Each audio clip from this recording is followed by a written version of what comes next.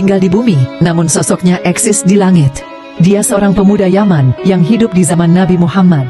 Dia bukan orang yang kaya, melainkan hanya seorang fakir, dan hanya hidup berdua dengan ibunya, yang lumpuh dan buta. Sehari-hari, penghasilannya dari menggembala domba, hanya cukup untuk makan ibunya. Apabila ada lebih, terkadang ia gunakan untuk menolong tetangganya, yang juga kesusahan.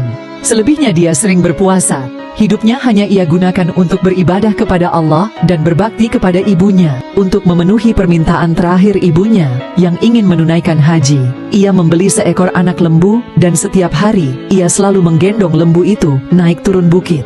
Bahkan ia selalu dianggap gila oleh orang-orang karena menganggap aneh kelakuannya. Tiada kenal lelah, setiap hari dia menggendong lembu itu, hingga lembu itu bertambah besar, seiring dengan besar otot pada tubuhnya. Ternyata ia sedang latihan untuk menggendong ibunya menuju Mekah. Dia rela menempuh perjalanan jauh dan sulit, demi memenuhi keinginan ibunya berhaji.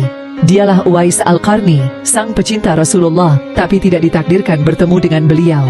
Uwais sering merasa sedih setiap kali melihat tetangganya usai menemui Rasulullah. Ia ingin sekali menemui beliau, namun di saat yang sama ibunya tidak bisa ia tinggalkan. Ia selalu bertanya-tanya, kapankah ia bisa bertemu dan memandangi wajah Rasulullah dari dekat. Saking cinta dan rindunya, ketika ia mendengar ada yang melempari Rasulullah hingga membuat gigi beliau patah, Uwais turut mematahkan giginya dengan batu hingga patah pula. Akhirnya, pada suatu hari, ia ungkapkan semua isi hatinya kepada ibunya dan meminta izin untuk bisa bertemu dengan Rasulullah. Ia berjalan menuju Madinah. Nasib malang pun dia temui di sana, karena Rasulullah yang dirindukan ternyata sedang berperang. Dengan kecewa, dia duduk di bawah pohon dan menangis, ingin sekali menunggu Rasulullah. Namun ingatannya kembali pada ibunya yang menunggu di rumah. Rasulullah menceritakan kepada para sahabat, kalau kalian ingin berjumpa dengan Uwais, perhatikanlah ia mempunyai tanda putih di tengah telapak tangannya. Beliau juga menyarankan untuk meminta doa dan istighfar darinya, sebab ia adalah penghuni langit dan bukan penduduk bumi. Saat kabar Uwais Al-Qarni wafat,